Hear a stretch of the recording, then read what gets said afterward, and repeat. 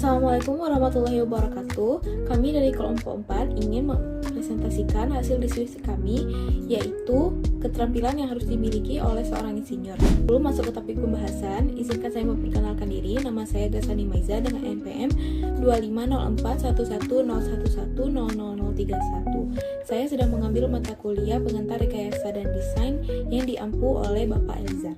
Nama saya itu adalah Naura Atira dengan NPM 250411000025. Perkenalkan, nama saya Suci Nazifa dengan NPM 25041110000064. Perkenalkan, nama saya Rozatul Jannah, NPM saya 25041111000080. Siapa itu insinyur? Insinyur adalah profesional yang menerapkan prinsip-prinsip ilmu pengetahuan, matematika, dan pengalaman praktis untuk merancang, membangun, dan memelihara struktur, mesin, peralatan, sistem, material, dan proses yang bermanfaat bagi manusia dengan aman dan ekonomis. Keterampilan teknis yang harus dimiliki oleh seorang insinyur. Yang pertama ada matematika dan sains. Matematika dan sains memberikan dasar perhitungan yang kuat, memungkinkan analisis yang akurat dan solusi yang efektif. Lalu ada analisis data dan statistik. Kemampuan menganalisis data dan menerapkan metode statistik memungkinkan pengambilan keputusan yang berbasis bukti dan akurat. Lalu ada penguasaan software teknik. Penguasaan software seperti AutoCAD, MATLAB, dan SAP 2000 membantu dalam desain, analisis, dan simulasi proyek teknik dengan presisi tinggi. Yang terakhir ada penguasaan teknologi baru. Mengikuti perkembangan teknologi terbaru memungkinkan penerapan solusi yang lebih efisien, inovatif, dan sesuai dengan kebutuhan industri.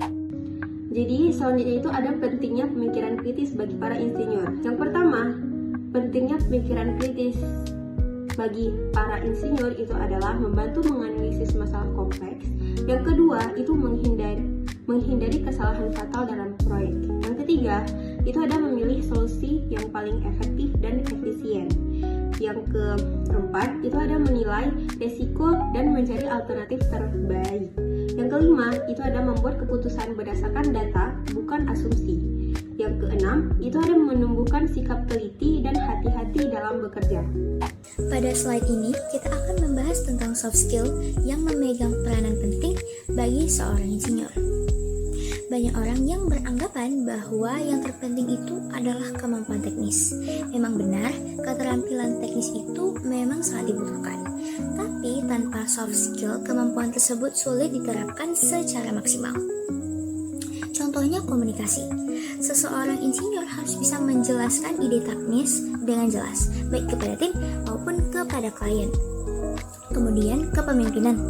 Dalam sebuah proyek, insinyur sering diminta untuk membagikan tugas, mengatur jalannya tim, sekaligus memastikan proyek berjalan sesuai dengan rencana. Selain itu, ada juga kerjasama tim supaya koordinasi berjalan lancar dan proyek bisa selesai lebih cepat. Jangan lupa manajemen waktu, karena proyek biasanya punya target dan deadline yang ketat. Dan yang terakhir, negosiasi dan adaptasi, yang sangat penting ketika kita menghadapi kondisi proyek yang sering tidak terduga. Jadi, bisa disimpulkan bahwa tanpa soft skill, keahlian teknis itu akan sulit diterapkan dengan baik.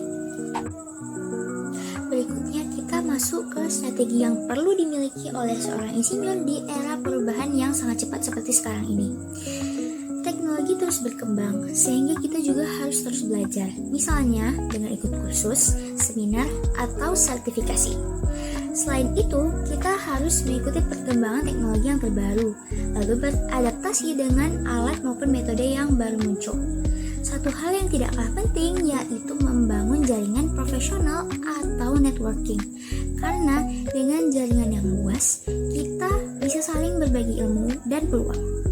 Kita juga perlu membaca jurnal, artikel, atau berita teknologi agar selalu update.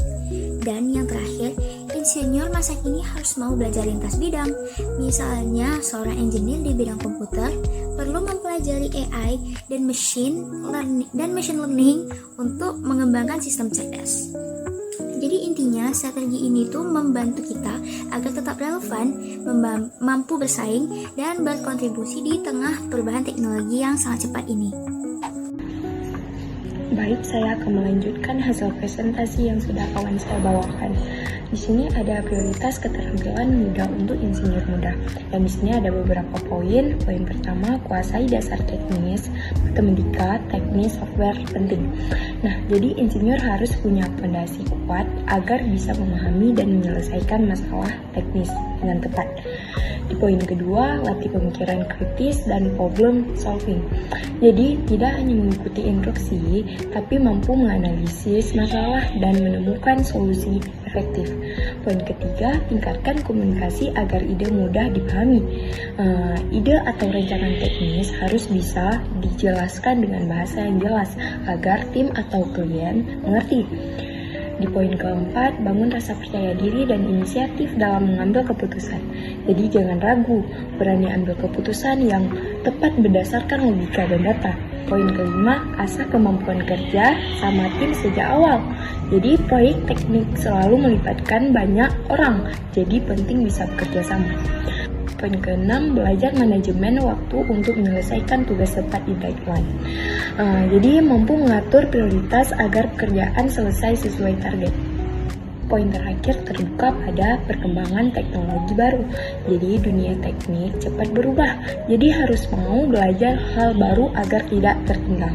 Sekian dari saya, terima kasih. Yang terakhir itu ada kesimpulan.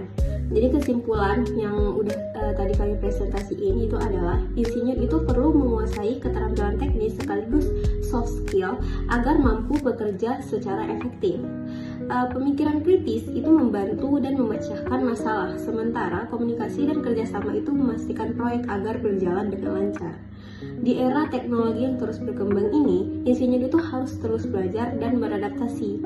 Kita sebagai insinyur, kita tidak bisa menjadi orang yang ketinggalan zaman, karena kita itu sekarang hidup di dunia yang terus berkembang, apalagi di dalam bidang teknologinya. Bagi insinyur muda, dasar teknis yang kuat dan problem solving dan komunikasi itu adalah keterampilan utama yang perlu diprioritaskan. Oke, sekian dari kelompok kami. Mohon maaf dalam pengucapan ada kesalahan. Semoga apa yang kami sampaikan berguna bagi semua orang. Terima kasih sudah menonton. Assalamualaikum warahmatullahi wabarakatuh.